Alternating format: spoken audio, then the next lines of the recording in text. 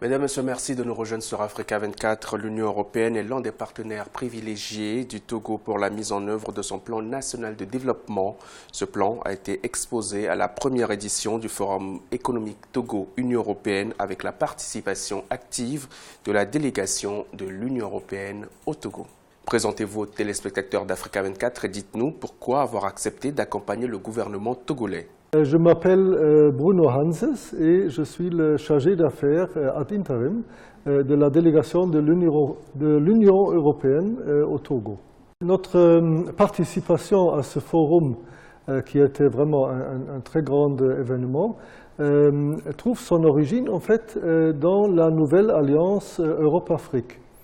C'est un nouveau programme que l'Union européenne a lancé en septembre de l'année passée et qui vise à avoir un partenariat avec nos partenaires africains axé sur les investissements, la croissance et la création de l'emploi. Et cette vision de l'Union européenne est en quelque sorte parfaitement en phase avec les ambitions du plan national de développement. Comme vous l'avez pu constater, lors de ce forum, et en particulier lors de la session d'ouverture, il y avait le président de la République, son Excellence, M. Faure Essazima Gnassingbé, et le vice-président de la Commission européenne, M. Katainen, qui ont fait deux discours qui ont montré une très grande convergence dans nos objectifs. Et cela nous encourage bien sûr beaucoup de continuer et d'approfondir notre partenariat et notre coopération avec le Togo. Au terme du forum, plus de 100 projets ont retenu l'attention des investisseurs. À combien environ peut-on estimer la participation de l'Union européenne pour la mise en œuvre des grands projets de développement du Togo? Bon, pour l'instant, c'est-à-dire dans la phase actuelle de notre coopération, on travaille avec une enveloppe de 350 millions d'euros. Donc en francs CFA, c'est 200 milliards francs CFA. Et ces montants-là, ils sont essentiellement consacrés à la coopération au développement dans des domaines comme la décentralisation, l'énergie, l'eau, l'assainissement, la bonne gouvernance et les transports aussi. Et je crois qu'il y avait dans les projets qui ont été soumis beaucoup de projets qui entrent dans ce cadre-là et qui peuvent donc bénéficier d'un appui de l'Union européenne, potentiellement. Maintenant, on est en train de réfléchir sur la prochaine phase de la programmation et là, on va, je crois, mettre l'accent encore plus, beaucoup plus même, sur le secteur privé, c'est-à-dire sur les investissements du secteur privé et sur la création de l'emploi dans des secteurs aussi comme l'énergie, l'agroalimentaire, le transport, les infrastructures et d'autres domaines. Donc bien sûr, le climat des affaires, la décentralisation, tout ça, ça va continuer aussi.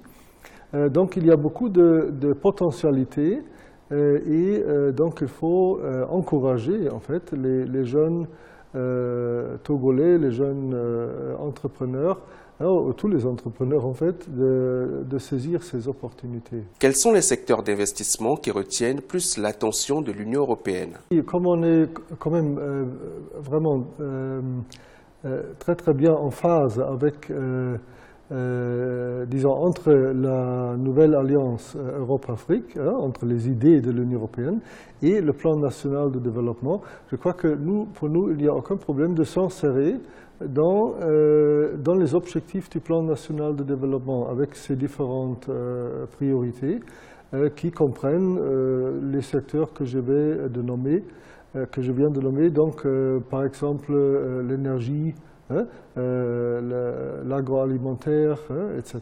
Comment se fera l'accompagnement de l'Union européenne tout au long de la mise en œuvre du plan national de développement? Oui, comme le plan national de développement, nous aussi, on veut mettre l'accent sur l'apport du secteur privé, pas seulement, mais quand même en grande partie.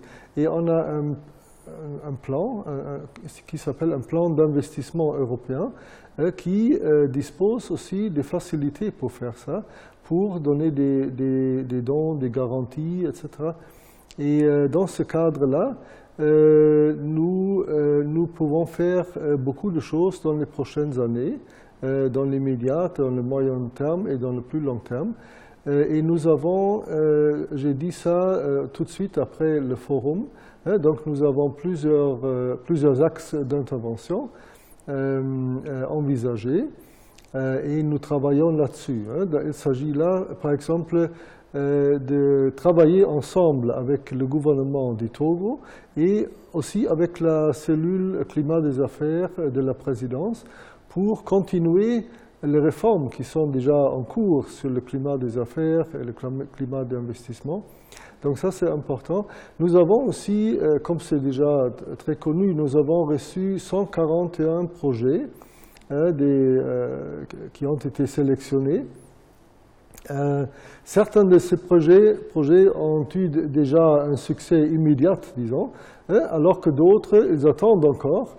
Et nous voulons mettre en place une facilité de l'Union européenne pour aider ces entrepreneurs peut-être à améliorer leur business plan et de mieux identifier les sources de financement et les partenaires avec lesquels ils peuvent travailler. Donc ça, c'est une autre chose.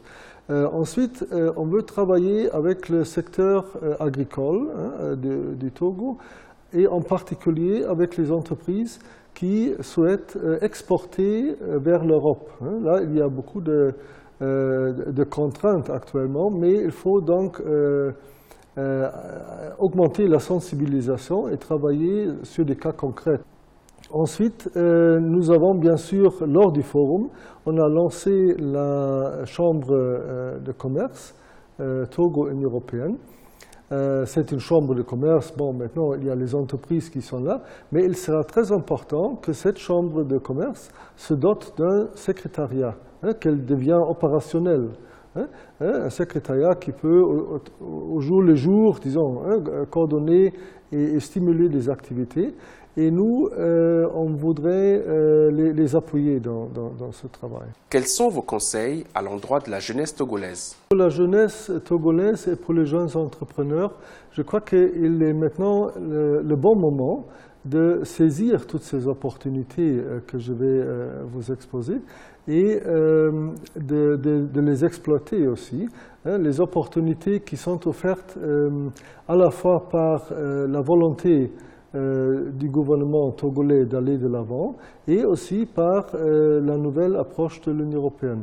Donc il faut saisir ces opportunités avec un esprit d'entrepreneuriat et d'innovation. Et je crois que là, la jeunesse a tous les avantages parce que si on est jeune, je crois qu'on est toujours un peu plus dynamique que les autres. Donc, mais il importe aussi, je crois, comme vous parlez de la jeunesse, de veiller à ce que chacun et chacune complète sa formation et son éducation pour être capable de travailler là-dedans. Donc il y a beaucoup de domaines qui sont très intéressants, surtout pour la jeunesse, la digitalisation par exemple, n'est-ce pas? Et d'autres. Donc, et nous, on veut appuyer ça. On veut aussi, ça c'est aussi prévu, un des aspects du plan d'investissement européen, c'est d'appuyer surtout l'engagement des jeunes et des femmes. Parce que bon, pour les femmes, c'est aussi très important de faire leur contribution à l'économie du pays.